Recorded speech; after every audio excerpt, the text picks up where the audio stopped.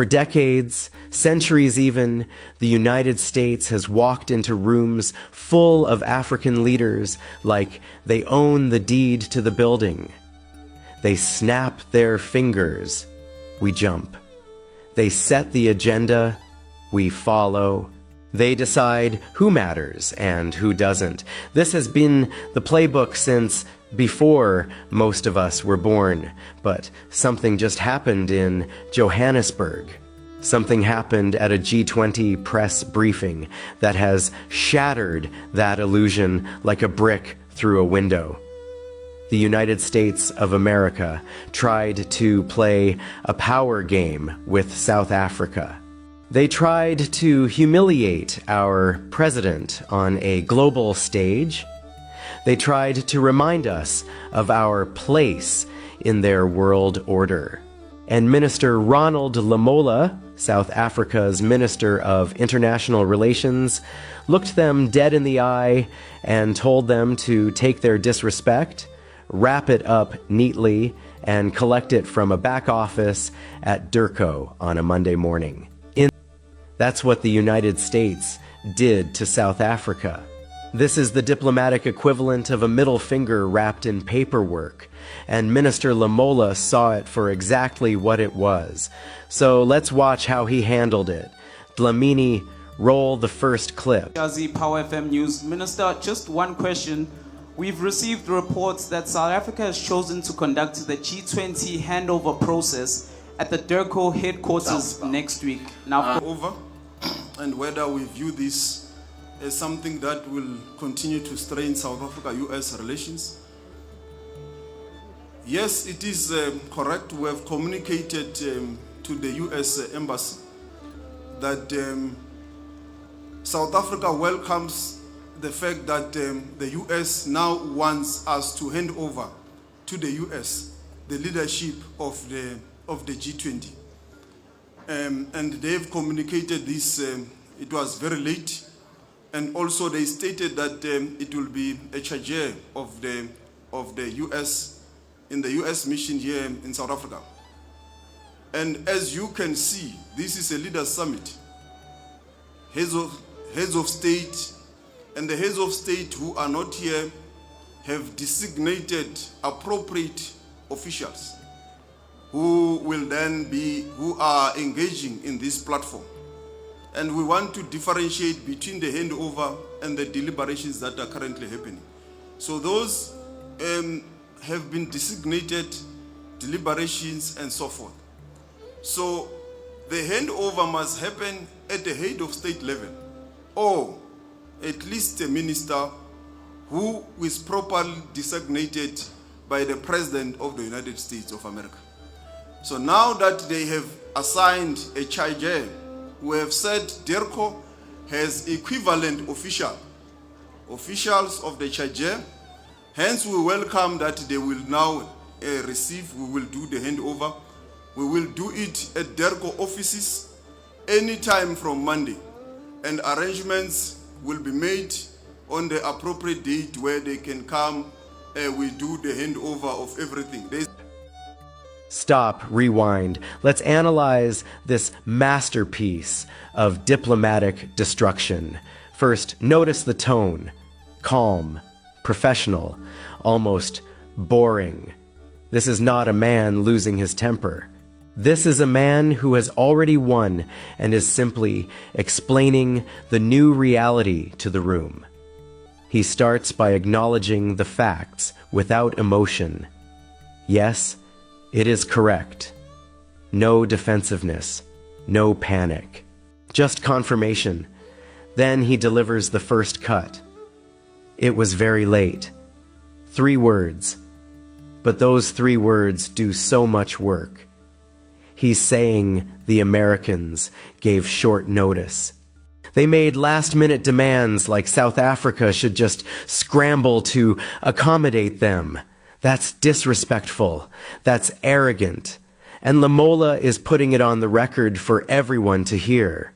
But here's where the genius appears. He doesn't attack the United States. He doesn't say they're being rude. Instead, he simply applies the rules. This is a leaders' summit, heads of state. The handover must happen at the head of state level. He's not making this personal. He's making it about protocol, about standards, about what is appropriate for an event of this magnitude. And by framing it that way, he makes it impossible for anyone to argue against him without admitting they want to break the rules. And then comes the surgical strike. DIRCO has equivalent officials of the chargé. We will do the handover at DIRCO offices any time from Monday. This is the diplomatic equivalent of saying, you send a nobody, we'll send a nobody to meet your nobody. It's mirroring. It's the most polite, professional way to say, you get what you give. Let's appreciate the layers here. First, he strips the handover of all its pomp and ceremony. No main stage, no photo op with world leaders in the background. No image of South Africa's president handing anything to an American representative. Instead, it gets downgraded to a bureaucratic transaction at a government office. Second, he removes the time pressure. Any time from Monday. No rush. Come when you're ready. Take a number. Wait in line like everyone else. Third, he refuses to let President Ramaphosa be photographed in a position of subservience. Because that's what this was really about. The U.S. wanted that image. They wanted the optics of Africa serving America, even if they didn't send anyone important to receive it. Lamola destroyed that plan completely. He turned what was supposed to be a moment of American dominance into a Monday morning chore at a government office. Can you imagine the humiliation? The G20 is the premier global summit. And the handover to the leader of the free world is being treated like a driver's license renewal at Home Affairs. Come Monday. Bring your ID. We'll find someone at your level to process your paperwork. This is what power looks like when it's used correctly. Not loud, not aggressive, just firm, unyielding, based on principle. And watch what he says next. This is the kill shot. And this cannot in any way strain relations, because we are doing it at an appropriate level. Because the charge is at the level of the official ambassador who will receive, and we are not going to show any disrespect to the US. We will accord them the equivalent respect by ensuring that the person who receives, who does the handover, is an appropriate, equal equivalent of the charge. Equivalent respect? Let that phrase sink into your bones. This is perhaps the most devastating thing said in international diplomacy this year. Because what Lamola is doing here is redefining the entire relationship. For decades, the expectation has been that Africa shows deference to America, regardless of how America behaves. We're supposed to be grateful just to be in the room. We're supposed to accept whatever crumbs fall from their table. And if they disrespect us, we're supposed to smile and say thank you. Lamola just ended that era. He's introducing a new concept, reciprocity. You respect us, we respect you. You disrespect us, we mirror that disrespect right back. It's equality, real equality. Not the fake kind where we're equal, but still have to follow their rules. This is South Africa saying, we're not your client state. We're not your branch office. We're a sovereign nation, and we will be treated as such. Now we move to the second piece of evidence. The moment that revealed just how deep the contempt runs. A journalist stood up at this briefing and asked the question everyone wanted answered. He referenced comments made by Trump's press secretary about President Ramaphosa. And those comments were so disrespectful, so racially charged, that they deserve to be quoted in full. The United States is not participating in official talks at the G20 in South Africa. I saw the South African president running his mouth a little bit against the United States and the president of the United States earlier today, and that language is not appreciated by the president or his team. The ambassador or the representative of the embassy in South Africa is simply there to recognize that the United States will be the host of the G20. They are receiving that send-off at the end of the event. They are not there to participate in official talks, despite what the South African president is falsely claiming. Trump's press secretary said she heard Cyril Ramaphosa running his mouth a little bit, and that President Trump did not appreciate that, running his mouth. Think about that phrase. It's the language of a slave owner talking about a slave who dared to speak out of turn. It's the language of a boss talking about a worker who forgot their place. So the journalist asks Lamola, how do you respond to this disrespect? And watch very carefully how Lamola handles it. Because what he does here is even more powerful than what he said about the handover. Dlamini, roll the clip. I just called Mwama from Jamestown News in the East End, the newspaper. Just to the minister, there is a press secretary of the USA. She has disrespected Cyril Ramaphosa. She said she heard Cyril Ramaphosa running his mouth a little bit, and President Trump did not appreciate that. So, what you respond to such disrespect to our president? There are 42 countries present here, and only one G20 member country is not here. So, the countries that are present have focus on the G20 agenda. And the declaration speaks to the global challenges and how we must focus on them. And it is our view that we should all focus on that.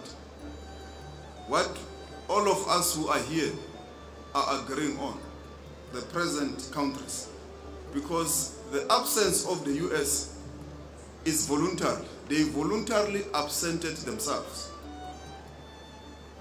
So, as South Africa, we have always been clear that the US is welcome, they can come at any time. Even the issue of the handover, we are not refusing. We are saying it must be done at an appropriate level. And that's why we say it will be done at the DERCO office with the equivalent official. So we are not refusing, they are G20 members. Did you catch what just happened? The journalist throws him a loaded question about Trump's insult, and Lamola doesn't take the bait. He doesn't get defensive. He doesn't get angry. He doesn't even directly address the comment. Instead, he does something far more devastating. He dismisses it as irrelevant noise while the real world moves forward. 42 countries are present. Only one is not here. This is the answer. He's saying, Trump can say whatever he wants from Washington. But here in Johannesburg, the actual work of global governance is happening. With or without him, the summit succeeded, the declaration was adopted, deals were made, progress happened. And America? They weren't even in the room. This is the ultimate power move. Trump wanted a reaction. He wanted South Africa to get angry, to lash out, to look petty. Because then he could position himself as the victim. Look at these ungrateful Africans attacking America. But Lamola refused to play that game. He simply stated the facts. America chose not to show up. The world continued anyway. That's it. That's the whole response. And then he adds the phrase that's going to haunt American diplomats for years. They voluntarily absented themselves.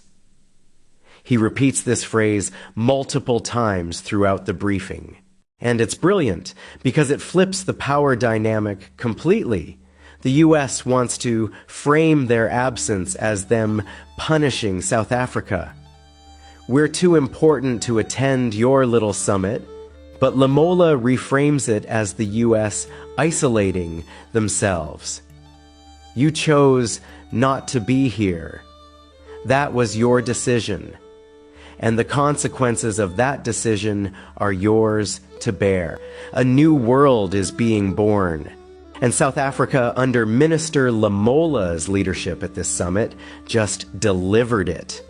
So the next time someone tells you that South Africa is weak, that we're irrelevant, that we don't matter on the global stage, show them this video. Show them how Minister Lamola handled one of the most powerful countries in the world trying to disrespect us. Show them how he turned the tables, how he made it about principle instead of power, and how he left the United States scrambling to save face while collecting their participation trophy from a back office on a Monday. This is what South African diplomacy looks like when it's done right. This is what respect looks like. Not given freely, not begged for, but earned through strength, through principle, and through the courage to say no when necessary. What do you think? Was Lamola's response the perfect move, or should South Africa have handled this differently? Let me know in the comments below. And if you want to see more analysis like this, more deep dives into the stories the mainstream media won't tell you, more prosecutorial breakdowns of how power really works in the world, then please like this video, share it, and subscribe. Because the empire is crumbling, and we need to document every moment of its fall.